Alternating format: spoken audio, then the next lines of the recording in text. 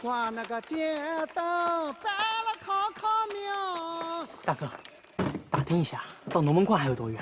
龙门关，翻过前面这座山，再走3里路就到了。这位大哥，我们要去龙门关找真山道人，你知道住处吗？关后有座静心澡堂，道长他就住在那里啊。哦，你们是寻道长治病的吧？那可得快点啊！道长那可是个大善人呐，山里这些乡亲们寻他治病，从来都不收真金的。路上莫耽搁，还是来得及的。多谢大哥。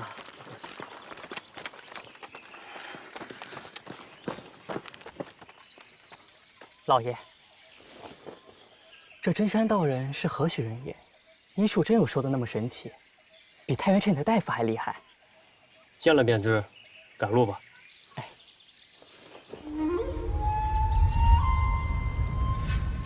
上月扯了身衣裳，他心疼我多花了几钱银子，跟我掰扯了一夜，气得人心疼。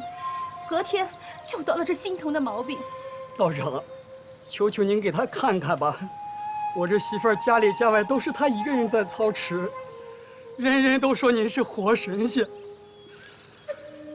俺这也没多少钱，如果您真的是要能给他看好病的话，我这家里还有几只鸡。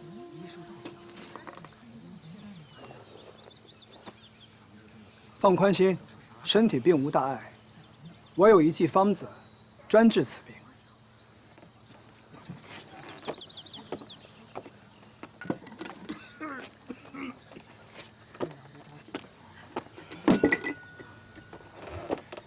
家中有麦草吧？将麦草倒入此药罐，每晚在床前捣草1000遍，然后煮水服下，不出1个月便可痊愈。道长，这麦草也能治病？麦草只是引子，关键是我这药罐用过珍稀药材无数，用此药罐捣烂麦草，定能治好你浑家的病。谢谢道长。营生不易，这些钱你们拿回去吧。以后莫要因为一点小事伤了夫妻和气。道长，这回头药罐还我便是。闪开！不走！快点！闪开！走了！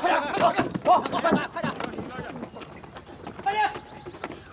走！哎，轻点。真山道人，我在这里看门望诊，不管富贵人家还是平民百姓，都一视同仁。你们不该赶走病人。打者为尊。我们家老爷患了腹疾，连着半个月了，每到申时必会腹泻，瞧了不少大夫也没见好。听闻道长医术高明，今日特来求治。要是治得好，亏待不了你。来，何时患病？半月前。发病前后可有误食或者其他症状？哎呀，我家生意不少，每日就听各处管事包场。那阵有几户刁民拖了利钱，我就骂了管事，心急就喝了几杯，第2天就得了这病，汤剂当茶水喝，儿子腹泻，却每日雷打不动。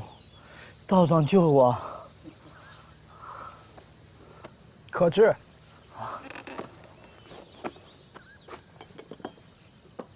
道长，能治就开方子吧。我们家老爷平常只喝雨钱，你就不费心上茶了。快到申时了，我这壶茶可不是凡品，是战国时楚人所制，专治阴邪入府。员外，平日里可有仇家？没有，赖账不还的小人倒是有几个。员外那日饮酒，怕是被人动了手脚。表面上是腹泻，其实是阴邪入体，吃再多药也没用。亏得今日来找我问诊，如若不然，不出3、5日，你们就安排后事吧。道长，你救我！喝了此茶，保你无事。好。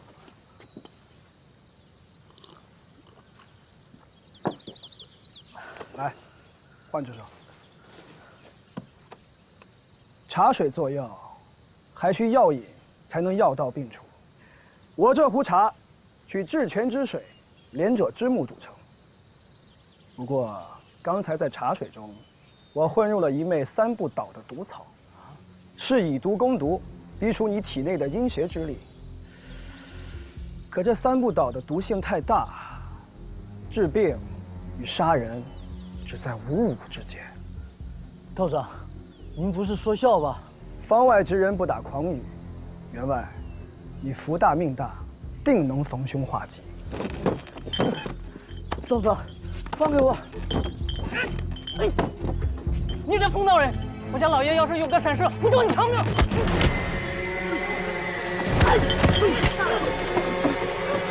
还愣着干？打他！打他！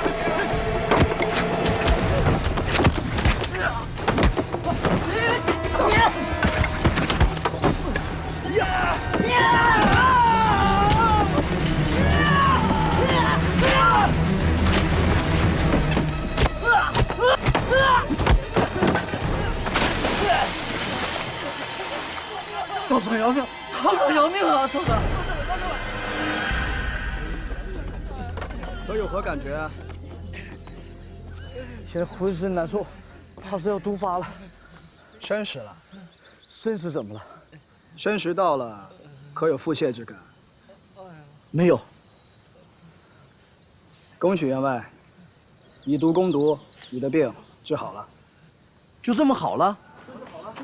道长，不服汤药就合理诊查，那茶中的三不倒，你表面看似腹泻，其实并没有病邪在内，不过是你平日里收胀催胀，肝火太大，加上那日又饮了冷酒，腹泻2次之后，心中便有了芥蒂，总以为某时还要继续腹泻，便以此形成了循环。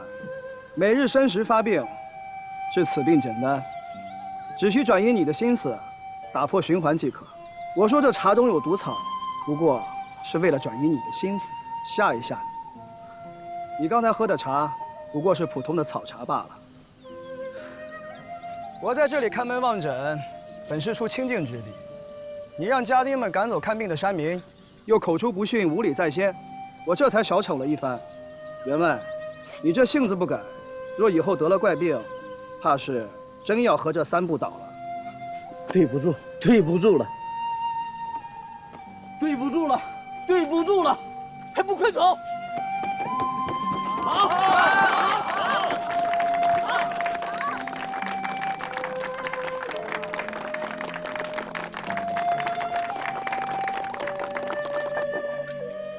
什么风把你吹来了？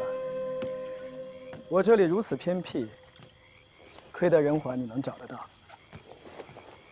伯母身体可还硬朗？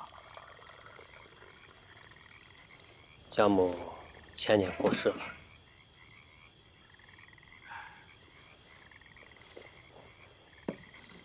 我有10年没回过太原了。父兄，太原变化真的不小，你应该回去看看。听说仁怀的变化也是不小。啊？前些年中了个大挑，在太原城当了个同知。父兄知道我书是读过几本，但是不比父兄大才，能当个佐料官已经很知足。倒是父兄若是应试科举，入阁拜相，也是易如反掌啊。吾有梧桐树，敬君死之年守之，今已亭亭如盖。仁怀，今日你若是来当说客的话，有些话就不必说了。你知道我是什么人？嗨，怪我多嘴了。父兄，我此次来也是有一件私事。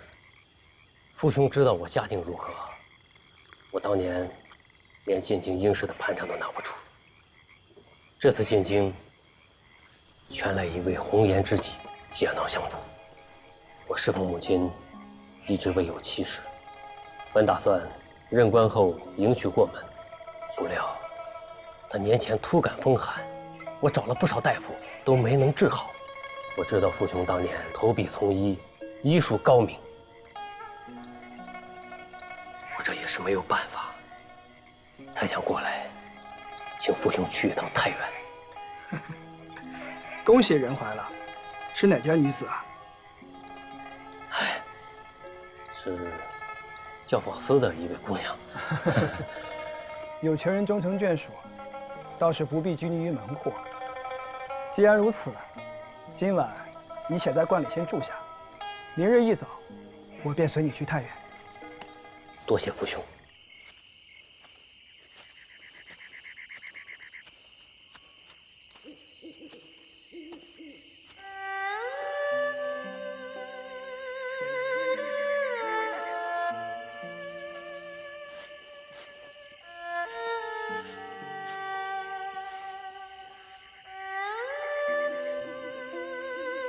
景君，我出门几天，等我回来。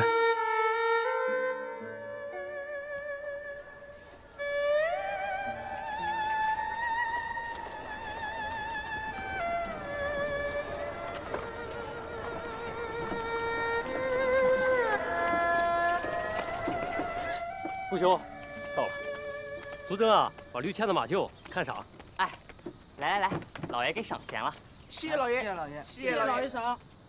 原主，原主，原主。哎，仁怀，原主，我把父兄请来了。傅先生，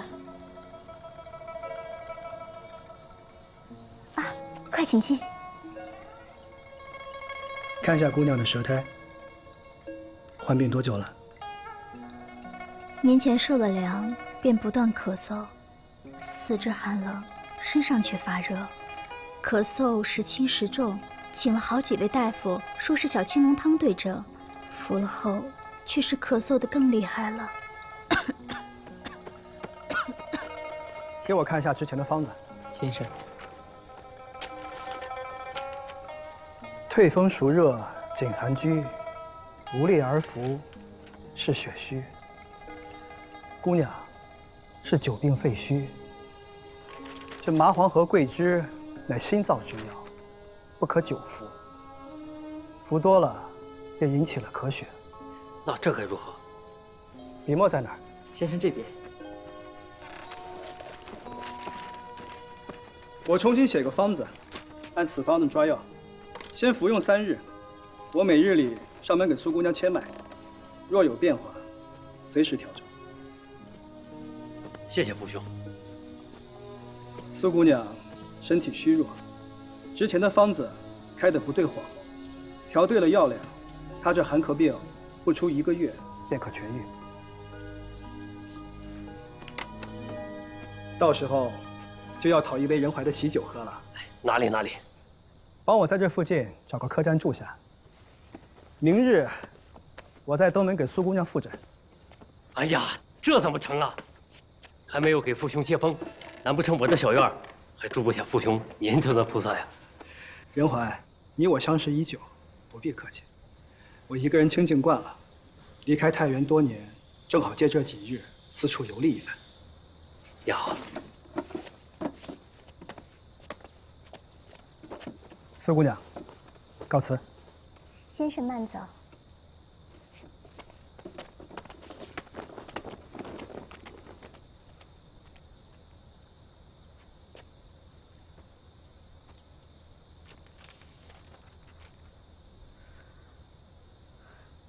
好字。过几日我约听轩和念武一起，大家聚聚。有10年没有与父兄痛快畅饮。这些年山河轻变，我有很多话想要与父兄一吐为快。仁怀，我此次来太原有诸多不便之处，你暂且保密，不要说了出去。父兄放心。苏征，拿上我的帖子，带先生去德月楼住下。哎，有劳父兄了。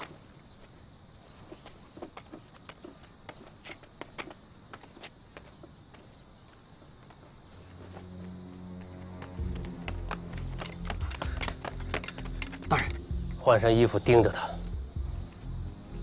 去何处，见了什么人，做了什么事儿，我都得知道。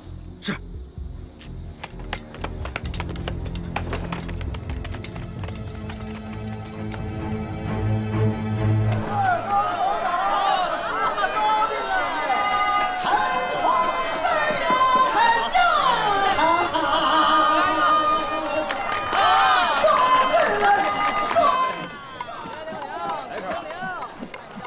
先生，之前在龙门观看您用麦草给人治病，我家小姐生病时也来了不少大夫，可没人像您这样用麦草治病的。麦草真能治病吗？昨日那妇人的气骨病是心结，与其吃药，倒不如让他们夫妻二人多生清静。我让那汉子在夫人床前捣草1000遍，夫人看到汉子每日尽心尽力为自己煎药，时间长了，气消了，病自然就好了。先生，您医术这么高，干脆就留在省城行医吧。省城乃是非之地，等治好了苏姑娘的病，我就回龙门观了。这龙里关的是什么人？好像都是进太原府医病的大夫。大夫，他们犯了什么事儿啊？听说巡抚夫人得了怪病，可太原城里的大夫都找了个遍，没人能治。这些都是出了事儿的。太原府办成了战龙，压在这里示众，好多城里的大夫都逃去了上党。治病救人的居然还被抓起来了！你看这日子。天干物燥，小心火烛。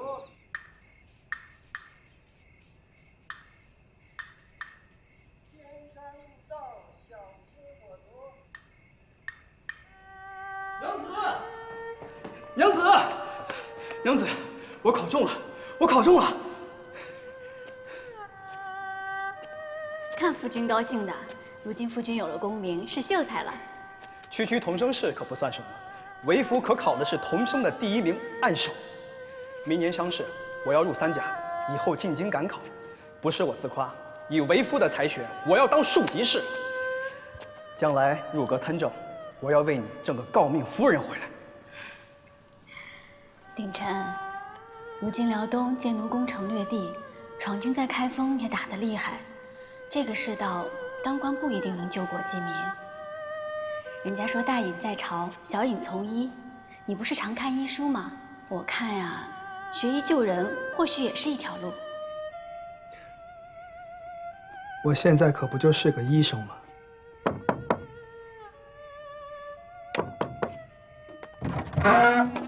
道长，有个客官找您。戴兄，鼎臣，走，喝酒去。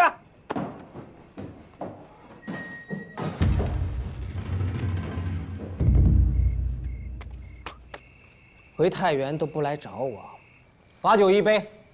你可知为兄有多挂念你吗？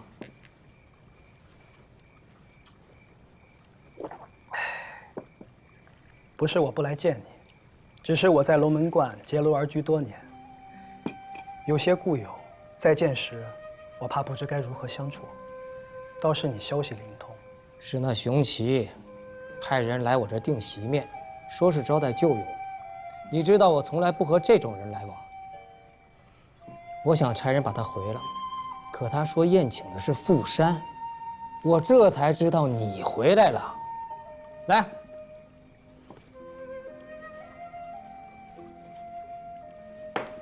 想当年我们提携他，可他却忘了祖宗的衣钵，跑去谋了个官差，卖身求荣。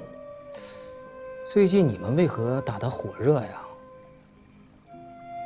莫非鼎臣兄也耐不住寂寞，想到清廷那儿求官去了？我宁入道门，不愿剃发留辫，连你也不信我。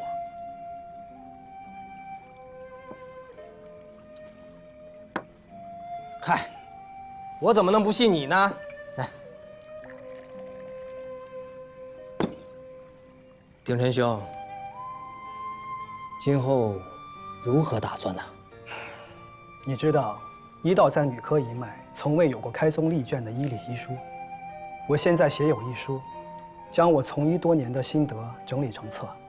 若此书可传下去，至少在女科一脉可以传承我华夏道统。鼎臣，你是不是给女子看病上瘾了？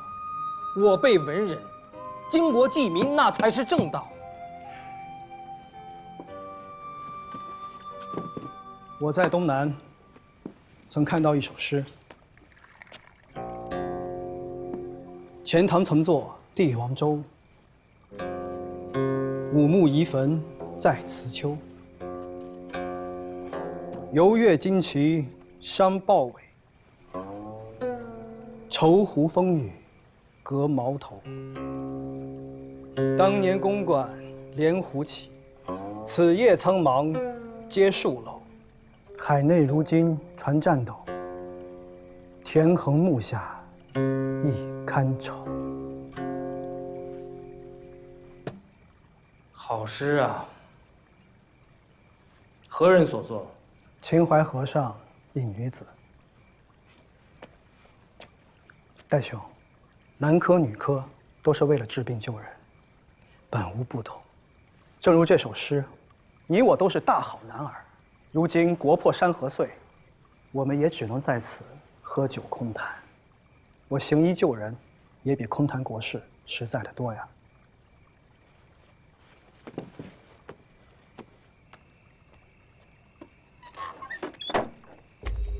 丁真兄，心怀前朝义士不少，反清复明未必是空谈。宋谦过几日来太原，他刚从广东回来，说有大事相商，正好你也在。不妨我们3人见面，商议一下。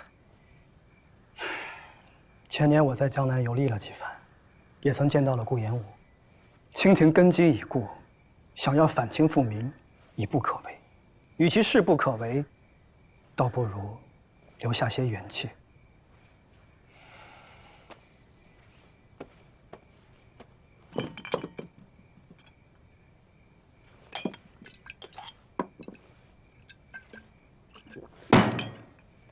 鼎臣啊，没想到你也成了软骨头。我家原是江南世家，父亲在京城当过驿官。甲申年那会儿，天下大乱，爹不愿降清，死在了路上。我进了教坊司。姑娘，可曾再回过江南？小时候随爹爹从江南去了京城，后来到了教坊司，就再没去过了。若仁怀不忙了，想和他一同回去看看。我开的药，姑娘吃了？昨晚就煎好了，按照傅先生的吩咐，昨晚和今早各吃了一副。傅先生与仁怀是多年相识，不必客气，叫我云竹就好。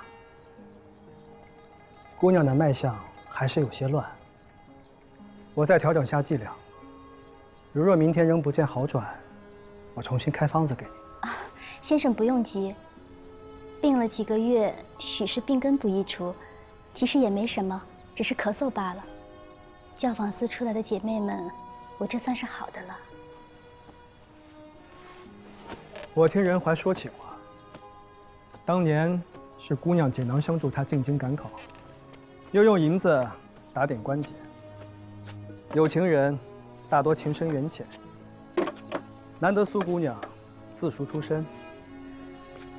如今仁怀有了功名，正是一段佳话。姑娘的寒咳只是其表，可心里忧伤，什么药都治不了。仁怀说姑娘多才多艺，倒不如借琴棋书画托付心情。其实仁怀就是药引子，该多陪陪姑娘。这里只是别院，他可是个官迷，每日一早就去应谋。借先生吉言，我不求他高官显赫，只希望如先生所言，两情长久。几位，这是熊大人的院子，你们怎么？闪一边去！让开！不能进去！不能进去！闪开！小姐，这位就是真山道长吧？听说你医术高明，我家大人请你到府上给主母瞧病。我还有病人，请各位稍待。在整个山西，还有什么比给我们家主母瞧病更重要的？道长，我这可是以礼相待，你就不要让大伙为难了。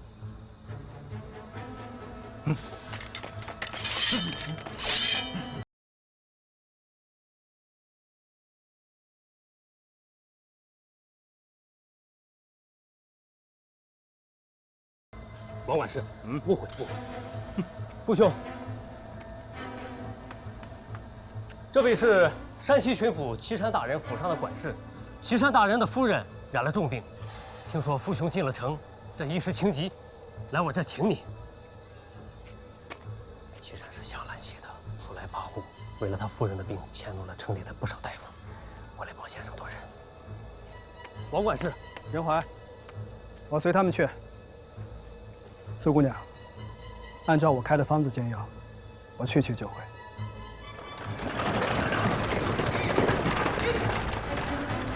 这帮子庸医！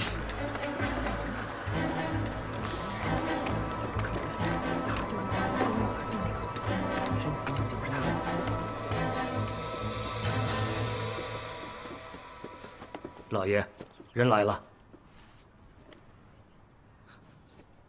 大胆！还不跪下行礼！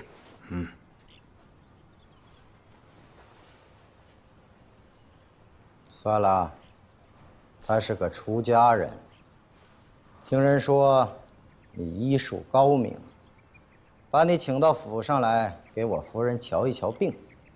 若是医得好，我自然不会亏待你；若是和府外那些个郎中一样，你自己掂量着办。治病救人，是我的本分。下去吧。等等，记住，我是个要脸面的人。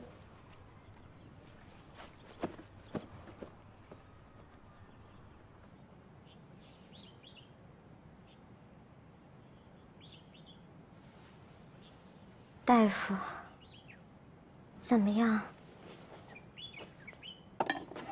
夫人，平日是否头晕无力，腹中总有肿胀感？您说的非常准。这些日子全身无力，腹部发胀，这一两天时常头晕欲睡。夫人，您的冰镇银耳。放那吧。是。夫人，可否借我身后的姑娘问话？待我问清此病的前因后果，再开方子。庸医，庸医！之前的庸医开的是保胎的药，你开的却是滑胎的药。哼，宁医，带下去，关到府衙前的战笼里。是。大人要脸还是要命？你说什么？夫人的病本不难治，难的是大人愿听真话。什么是真话？夫人之前用的都是安胎和保胎的方子，但脉象却十分紊乱。都说夫人怕冷，喝的银耳羹却是让丫头们用冰镇过，这是外冷内热之兆，且腹中隆起，有发硬的感觉。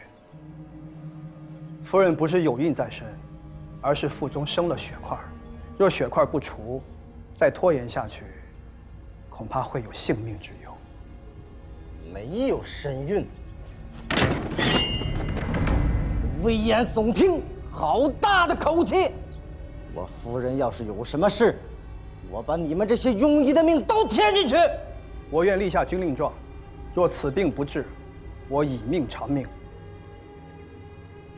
老爷，夫人晕过去了。什么？大人，我辈医者以济世救人为己任。夫人是否有身孕，大人应该自知。道长，救我夫人！大人定要按照我开的方子抓药，再从府上招来几个会接生的婆子，一切由我做主。依你。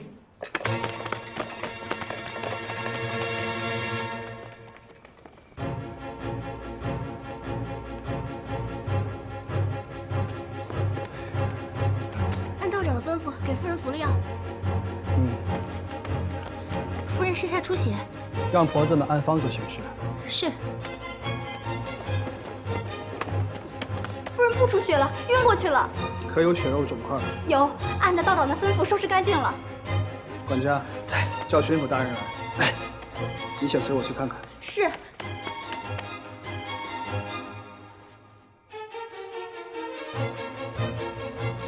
腹中还有积水，需用金针刺穴放水才行。你到底要怎么治？褪去外衣，在球衣上割出创孔，我以金针刺入身体放水。治。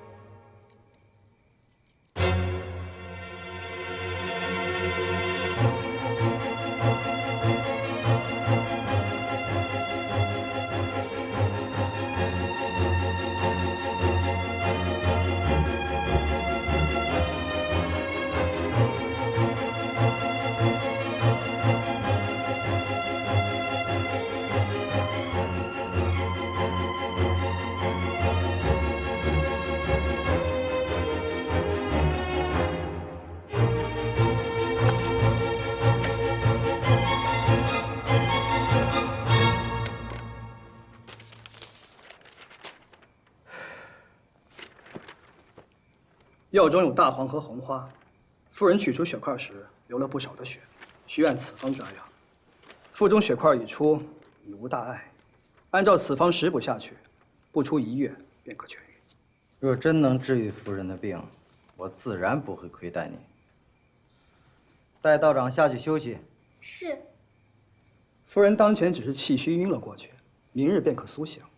我还是回客栈吧，请大人放心，以雄旗作保。我不会出城，有事随时差人来叫我。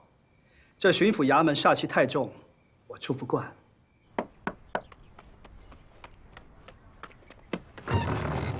是傅先生回来了，老爷、小姐，傅先生回来了。老爷、小姐，傅先生回来了。哎呀，傅兄，我位卑言轻，没能护住傅兄，对不住。傅先生，巡抚大人没有难为你吧？不过是过府医治，不必担心。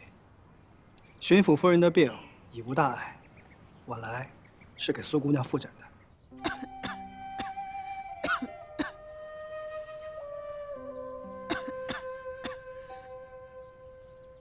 我开的方子理应不该有事。先停药1日，带我回去想一想。傅兄不必着急。治病救人，怎能不急？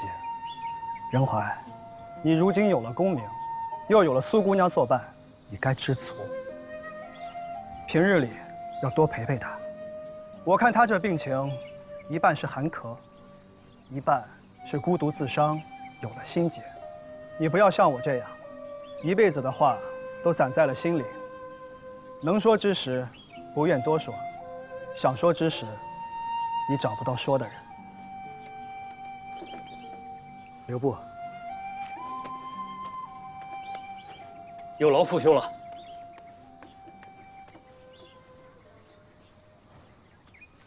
仁怀，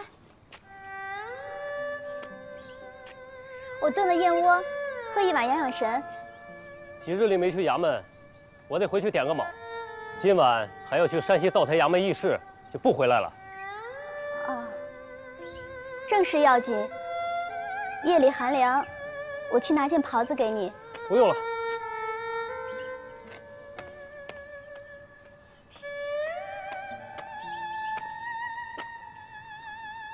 明日庙会，我回来陪你看灯。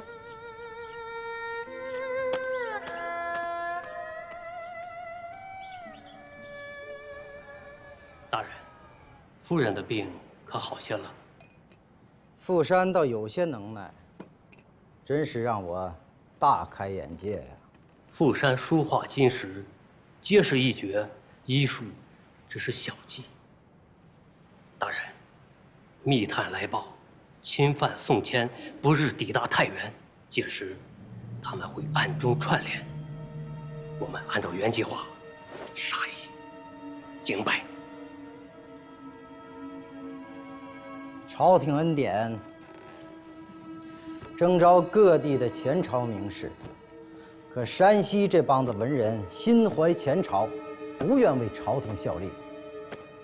先砍他们几个，剩下的也就都老实了。富山先不要动他，我婆娘的病还指着他治呢。下官有分寸。大人，帮下官向山西道台提亲一事，我知道了。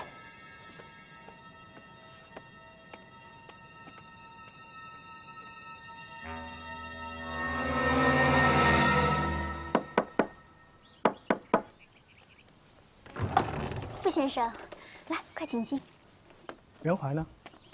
去了衙门，今日灯会，衙门事多。苏姑娘，停药一日，你这气色反倒好了一些。小姐，东西买来了。好。傅先生，今晚我下厨，请先生尝尝我的手艺。等人怀下了职，你们再小酌几杯。先生今晚一定要看看灯会，甲申年以后，这可是太原第一次办灯。我一个人清静惯了，就不去凑热闹了，在客栈里听听爆竹，看看烟花，也就罢了。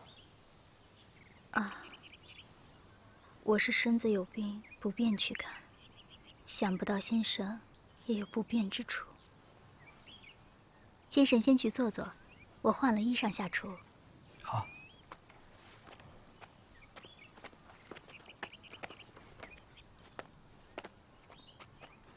苏正，家里的药都是谁煎的？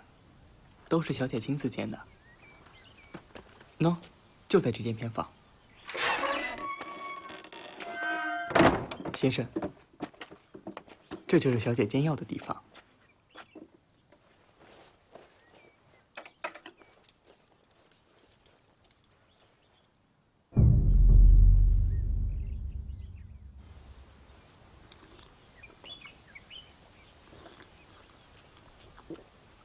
苏姑娘，好手艺，我都吃了3碗了。袁怀说起过，先生侍奉母亲时创制了这道八珍汤，这些日子我也学着做了几次，答谢先生的治病之恩。这八珍汤，益气调元，活血健胃，姑娘有心了。苏姑娘，方子上的药，家里都是谁煎的？我担心你寒咳之病时有反复，是煎药不得法。是苏珍煎药。我自小体弱，苏珍跟着我长大。若论煎药，她也是久病床前陈自医了。难怪如此。熊郎常夸先生大才，虽说不为良相为良医，可世人也常说医一时男子，不治一妇人。先生何以选妇科开业？女子生理比男子复杂，且男女授受不亲，女子染疾后常常难于开口，更难于施治。世人偏见，常说医治女子为大丈夫所不取，可设身处地，为人夫、为人父、为人子，谁都不愿自家女眷饱受疾病之苦。医者无心，当以患者之心为心。我曾以为两情相伴便可厮守终生，可内子西去后，我心有不甘，便投身医道。苏姑娘，我写有一书，你可愿意读？当然愿意。有件事，先生可能帮我。请说。如不是先生道明医者之心，我也无从开口。素烟出身教坊司，身边有许多姐妹饱受疾病之苦，却难以寻医。先生仁义，可否随我去楼里给一个姐妹瞧病？我在城里也没什么事情，你定个时辰，我随你一同前去。谢过先生。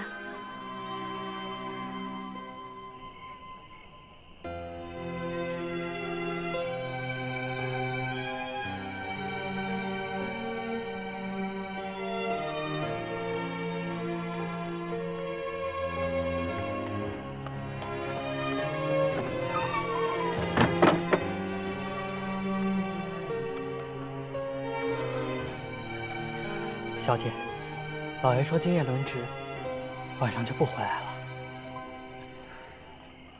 知道了，你回去歇息吧。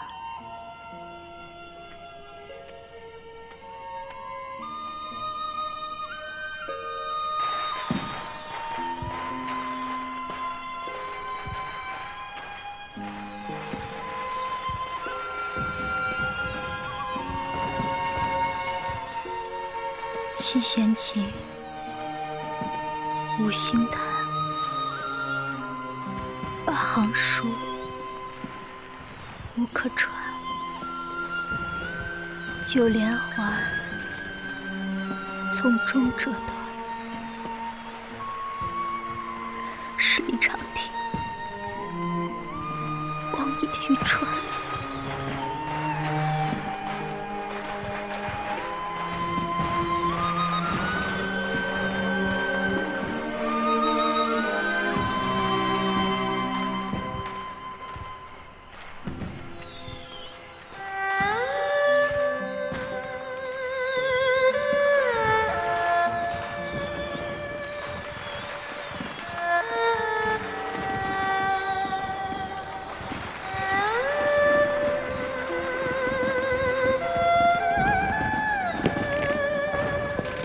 夫君的草书写得越发好了。绿鬓都无白发青，更把梅花比那人。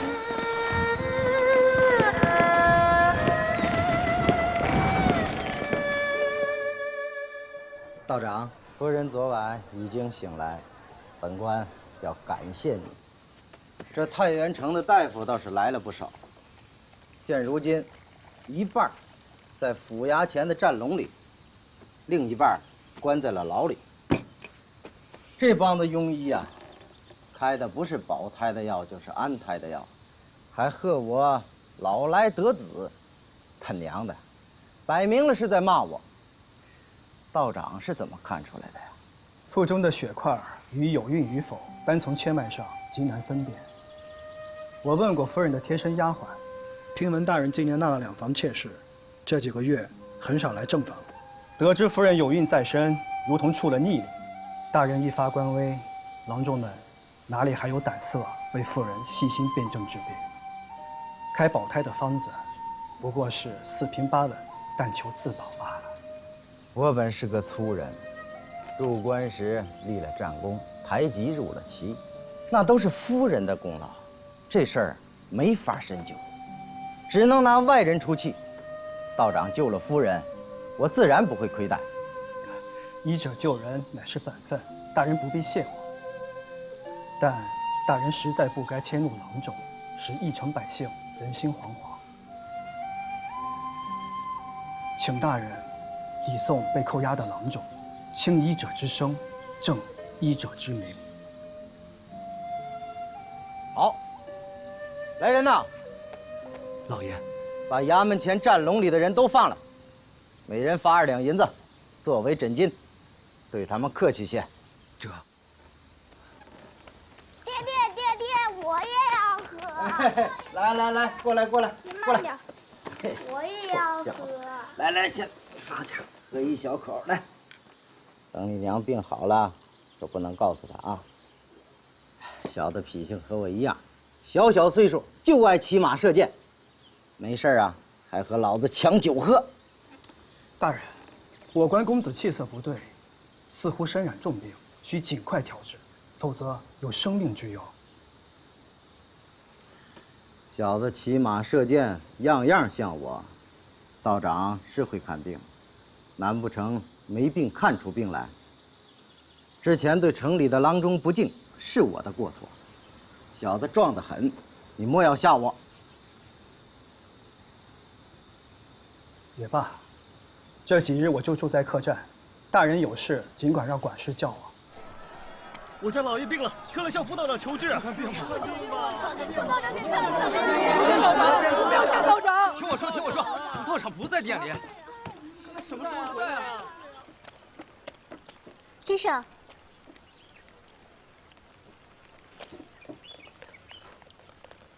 先生答应过随我去教坊司诊病。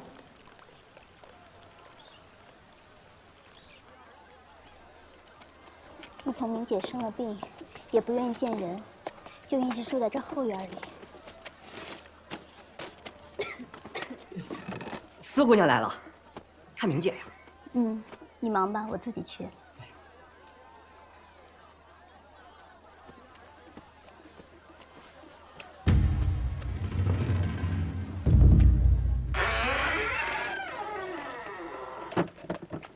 明姐，明姐，是云竹啊。我带了大夫来。别碰我，这病能过人。先生，请一定救救明姐。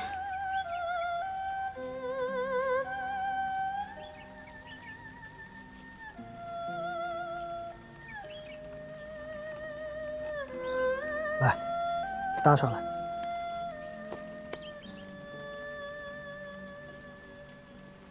苏姑娘，找个明亮的地方，拿来笔墨，我写个方子，让苏征速去抓药。傅山是真有才华呀，而且为人也硬气。这种人不为朝廷所用，太可惜了。大人，傅山和戴庭轩是同窗好友，戴庭轩平日里就心怀前朝，他经常拉着一帮前朝士子聚会议事。宋乾4次来太原，就是与他联络。傅山脱不了干系呀。戴庭轩不也是你的同窗吗？傅山给我夫人看病，还是你推荐的吧？你们不是朋友？大人，国法面前无私情啊！果然是读书人呐，其他人我不管。如今朝廷正在收拢人心，我有意保举傅山。你既是他的朋友，就由你来劝服他，为朝廷效力。大人，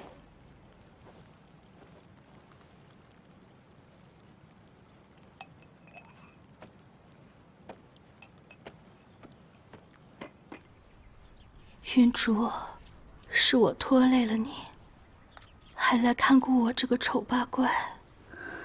才没有，等病好了，姐姐就能跟以前一样好看了。客人们常说，明姐笑起来就像春风吹皱了湖水。你等一下，姐姐的积蓄都治了病，没什么能送你的。听说你找了个好归宿，这个呀，就当是姐姐送你的嫁妆，拿着，拿着吧。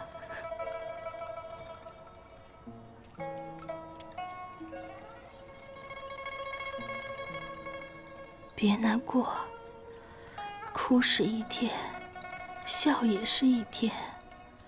无论如何呀，以后都不能哭啊！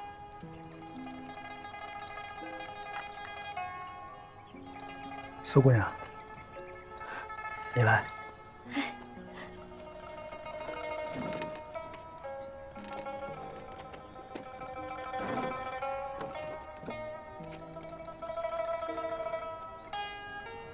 景君，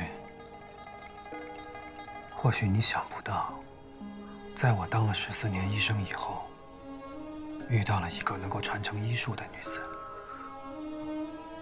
你当初说，女子也能学医救人。若是你现在看到这一幕，会欣慰吧？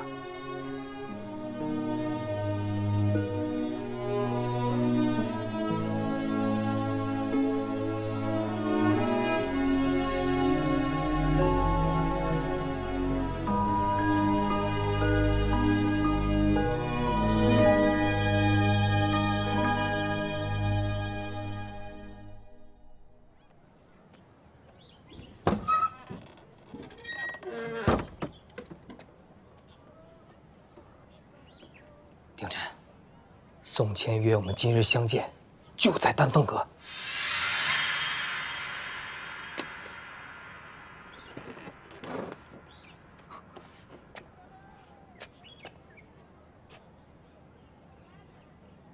你可是怕被连累？鼎琛，你连这点担当都没有了吗？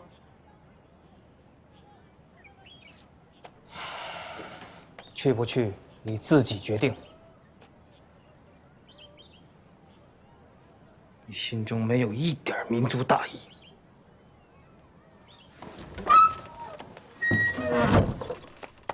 大人，宋谦与副清主在丹凤阁见面。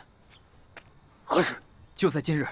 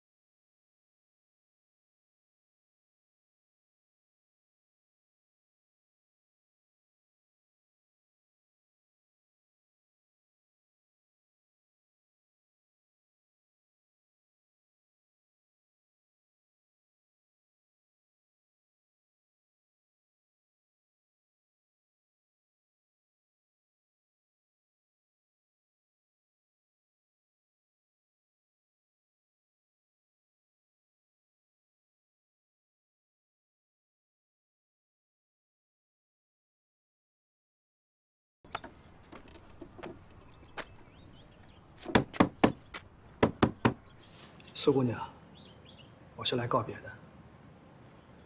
人会说谎，但脉搏不会。姑娘的寒咳病易治，但难在心结未解。若不是尝了药房里的药渣，我竟不知姑娘你也不通医术。平日里服下我开的药，自己又调配出与我药性相克的方子，你何苦为此？苏姑娘，记得你籍贯苏州，我在江南也有一些朋友。此书共分上下2卷，77条，80病症，83方，是我从医问诊女科多年的心得所著。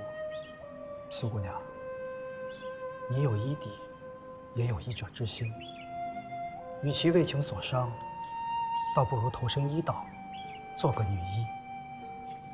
无论与仁怀有缘无缘，大不了回江南重新来过。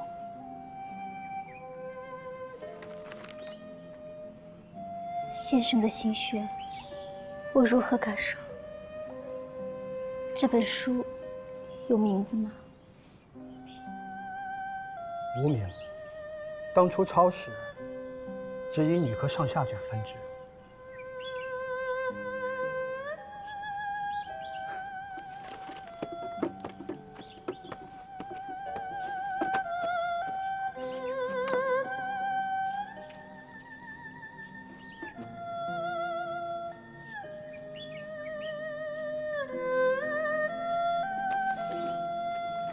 大凡至简，就叫傅青竹女科吧。傅青竹女科，这名字起得真好。谢谢先生，我不知道行不行，但先生既然传我医书，苏颜必不负所托。好，男女毕竟授受不亲，你做女医，治病救人会比我方便得多。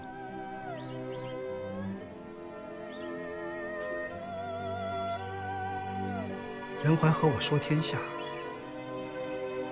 可大明亡了，我救不了天下，只能将这一脉香火续传。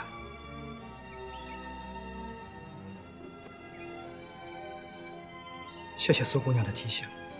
方剂，我有一个方子，也要送给苏姑娘。毒火望江南。苏姑娘保重，我先走了。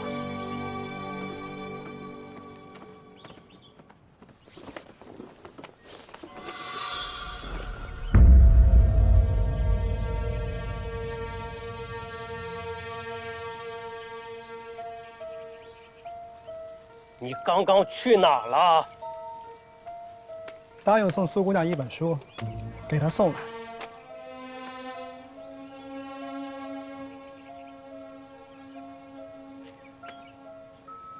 顶天兄，你我同窗多年，我还想再劝劝你。以兄长的名声和才干，如果你愿意为朝廷效力，你我联手，一定可以做一番大事。你是聪明人，义乃大利，难道你想窝在龙门观，给那帮泥腿子看一辈子病？你真的以为戴了官帽就能敌倾天下？当了道台又如何？进了内阁又怎样？我为华夏坚守道统，留下一丝文脉，比登台拜相要实在得多。道失于朝，而得于野。不是只有做官才能经世济民。我在龙门观行医的这些年，是我一生中最心静的日子。我写了几本医书，100年后，世人或许不会记得我傅青主在官场上的纠葛城府，但我傅氏的医术会传承下去，救无数人之性命。仁怀，富贵于我，如浮云。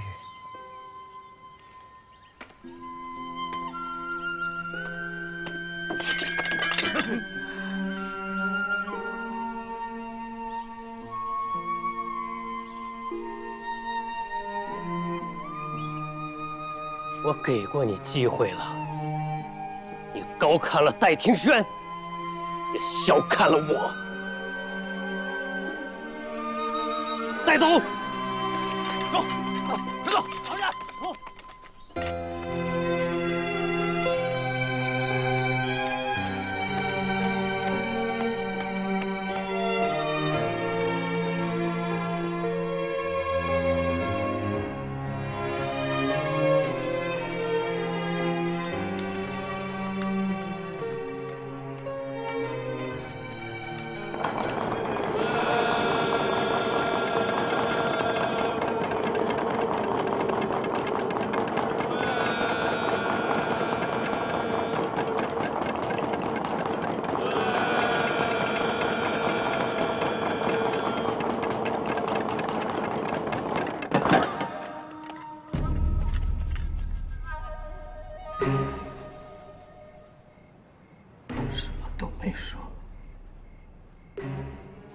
富山，见了大人还不跪下？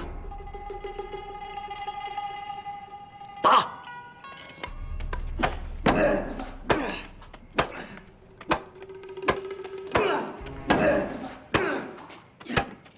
住手！真山道人，不对，富山，你敢串通反贼？你可知我大清律的厉害？大人，有人告发戴庭轩窝藏侵犯宋谦，丹凤阁内写了对朝廷不敬的匾额，有人证为据，丹凤阁的匾额就是你富山提的。梦于古观长者数人，布具招于国外，呼呼变异，回顾无复平壤。大人，这明明是怀念前明衣冠，阴谋反我大清啊！匾额是我提的，和戴庭轩无关。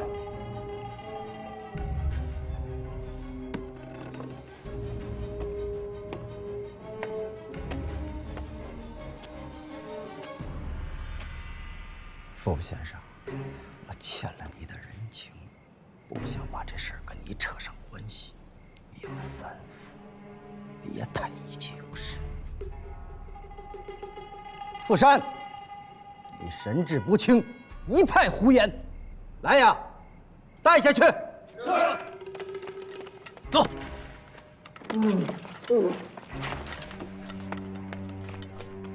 大人。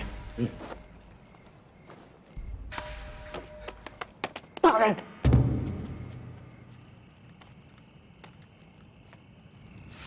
你说，我什么都没说。戴兄，你忍住，我帮你检查一下伤口。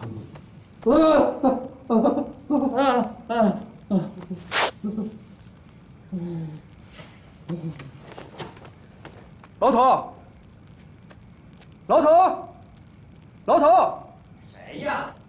是谁家死人了，在这里乱叫？老头，他伤得厉害，能否找来些清水和纱布，再拿些止血药？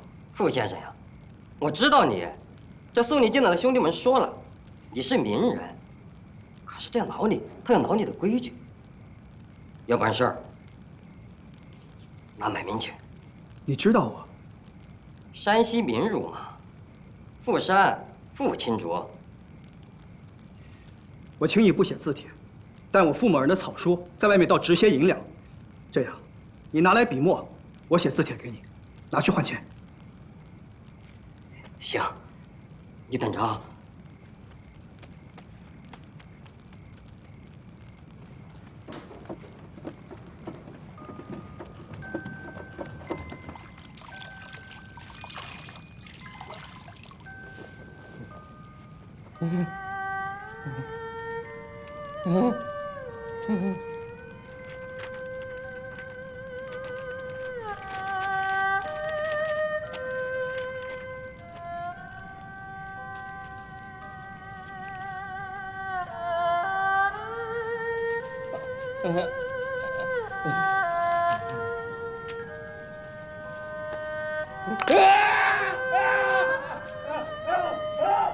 没救了，他这个腿啊，算是废了。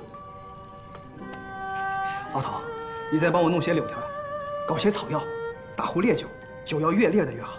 傅先生，你别折腾了，在这里我什么样的伤没见过，他这腿治不了。我能治。你知道这字该卖去哪里，能卖多少银子吗？山西学政、太原知府都曾找我求过字，卖给他们，一定不会少了你的银子。真的？嗯。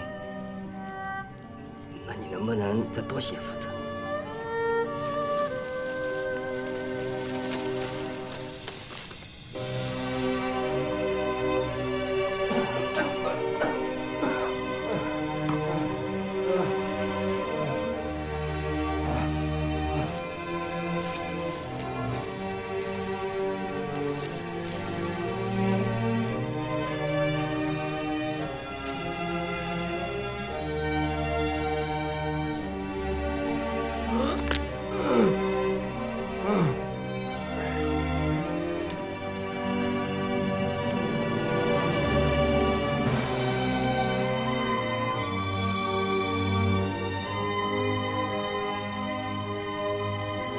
傅先生，这柳条真的能接骨？权宜之计。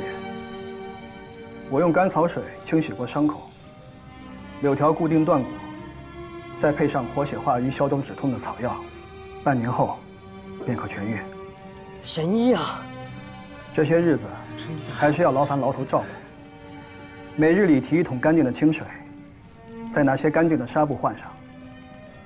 我怕他伤口入血。行，行。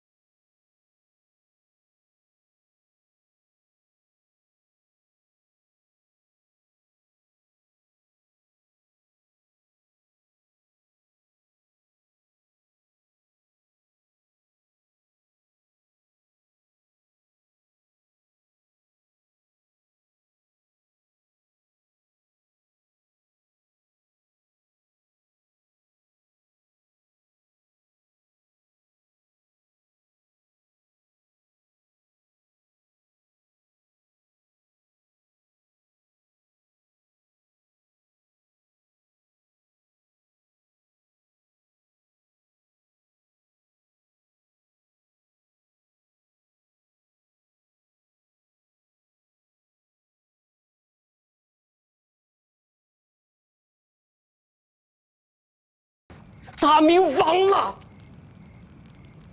但是我还要活下去，天下的百姓还要活下去。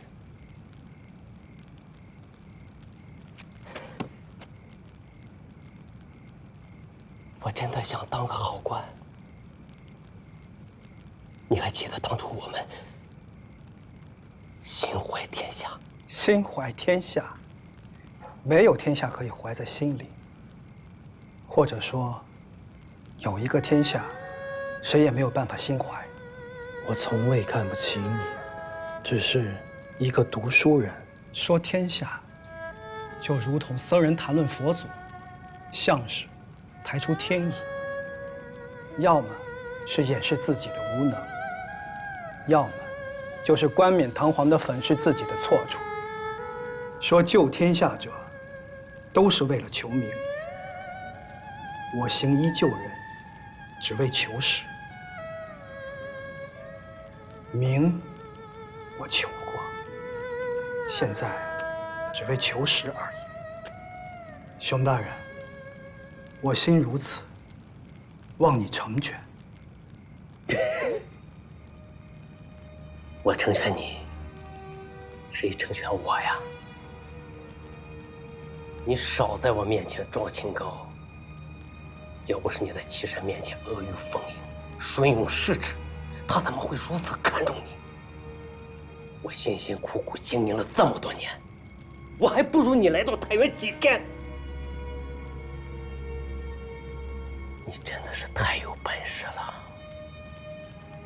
就连我的女人也心向于你。你不要误会，你我之间的事和苏姑娘没有关系。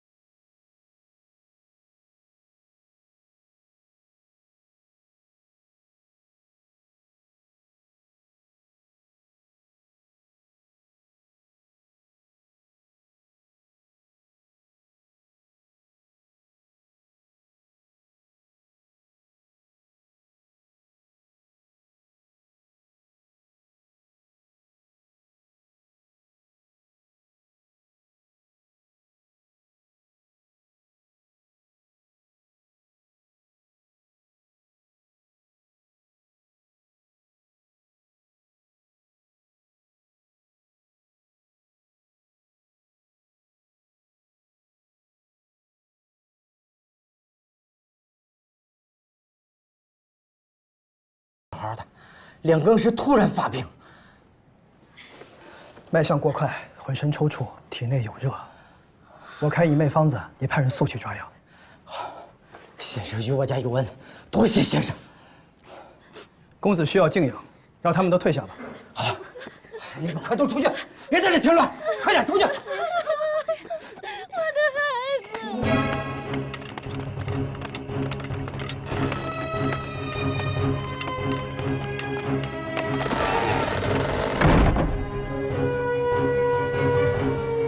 把我的药箱拿来，我为公子活血。药箱内有一味药，可以一同煎服。我为公子推拿穴道，助公子醒来。快去拿先生的药箱。是。小姐，小姐，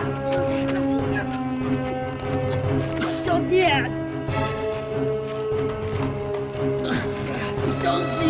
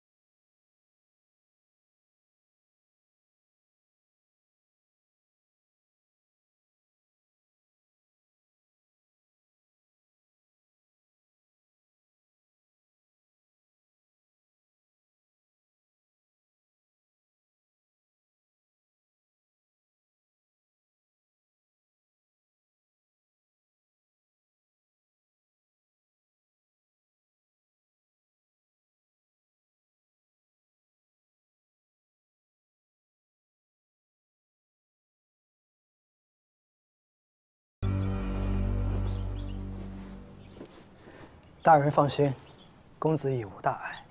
吓死我了！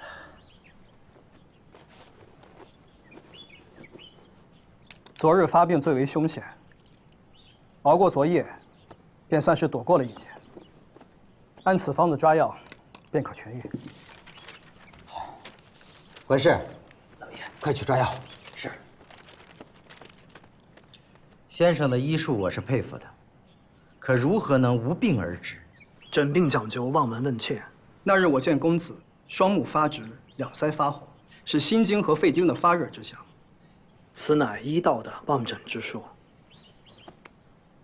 先生2次救我家人，其实这个案子也没什么，主要是熊奇立功心切，想升官，又想和山西道台的侄女成婚。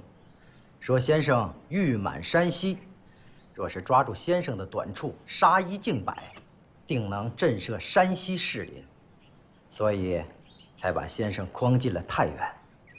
这读书人杀人不用刀啊！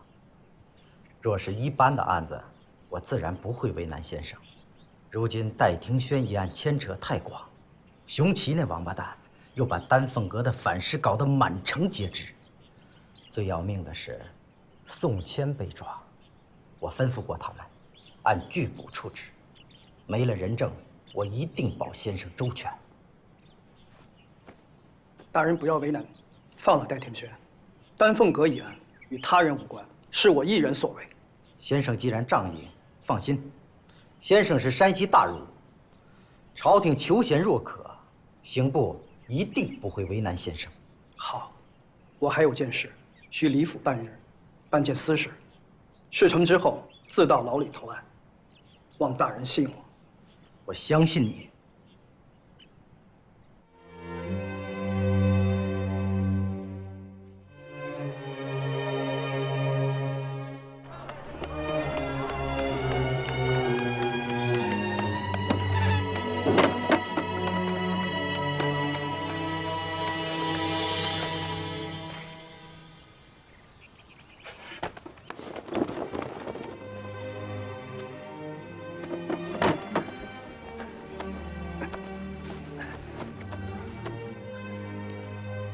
苏姑娘，苏姑娘，苏姑娘！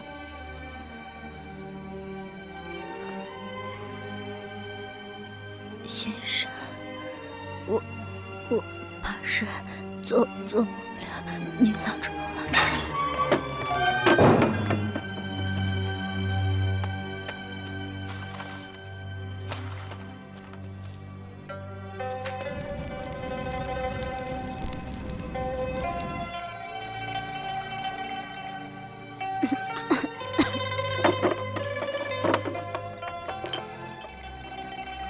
他救我出教放肆，是想要一个有恩必报的名声。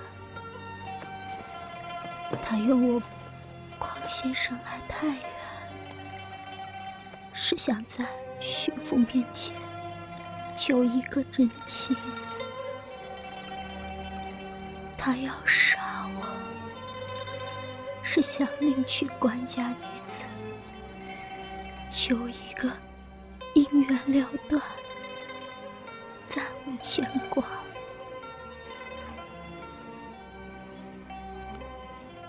定辰，在这尘世间，我再无牵挂，只是舍不得你。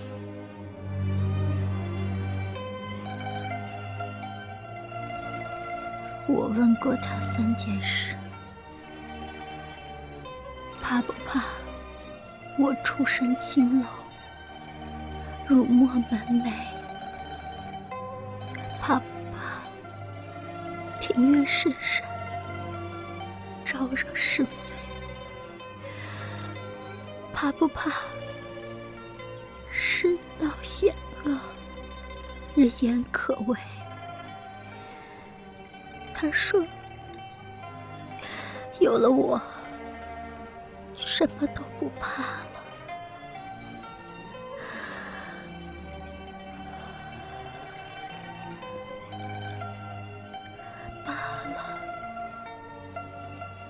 罢了，先生，你就让我走吧。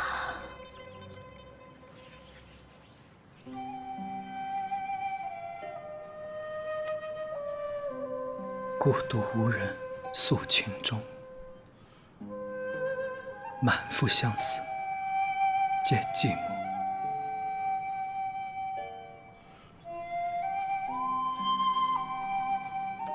景君，你别走。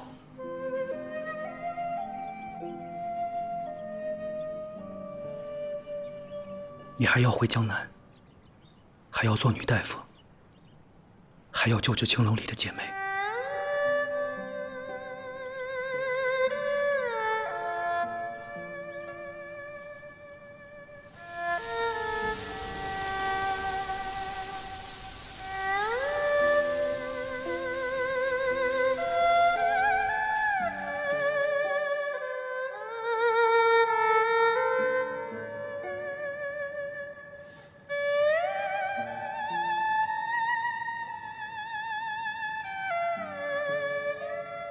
莫再喜欢读书人，读书人对付痴心人。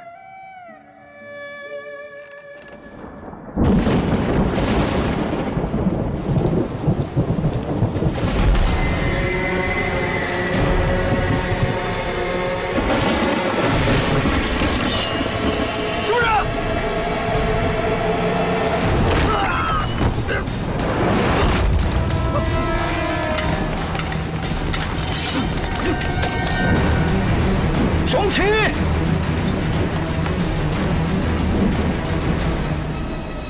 副使，给我上！排长，上！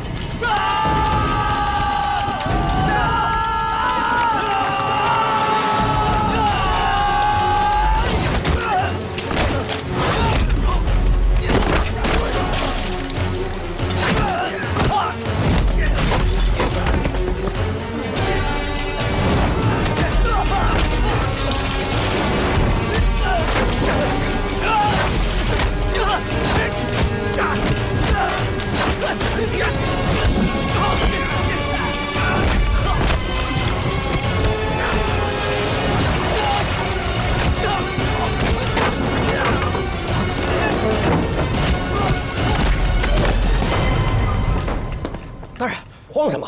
富山打进来了。富山，快，叫上所有人，快去府衙通知骑射大人，有快！是。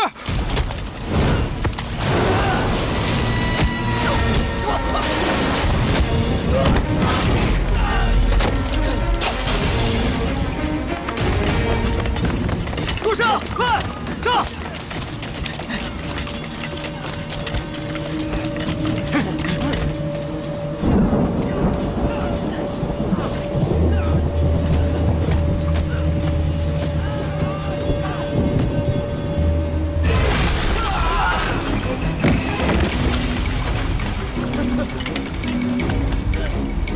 雄起！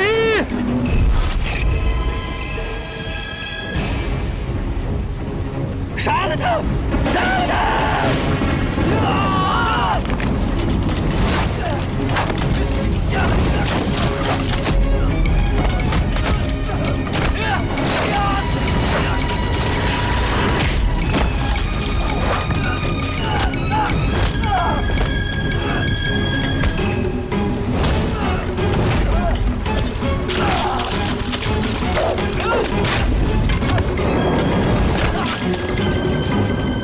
雄起！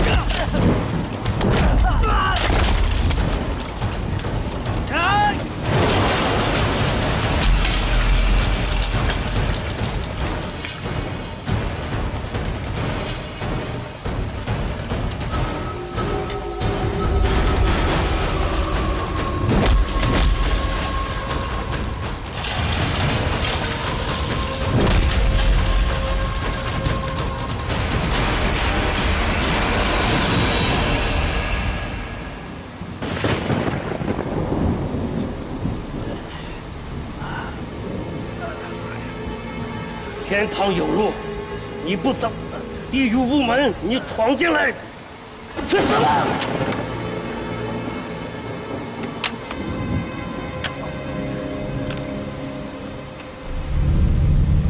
天不容你！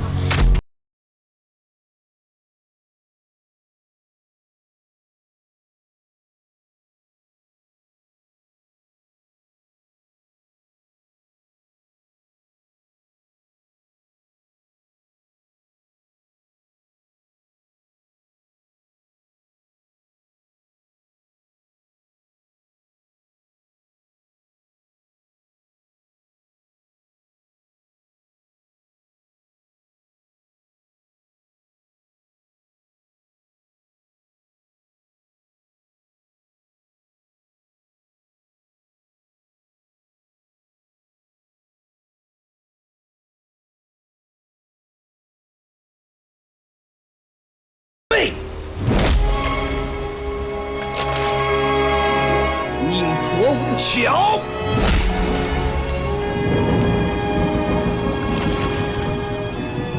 命之理不清华。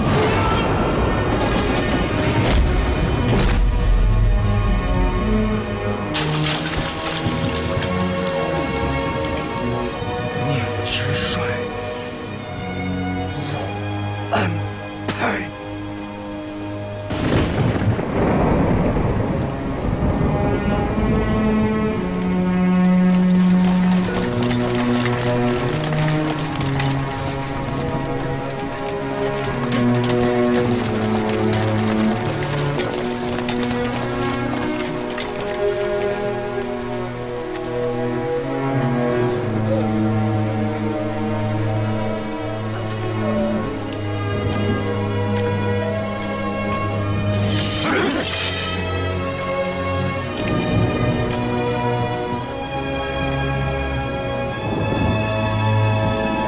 非亡于卿，乃亡于己。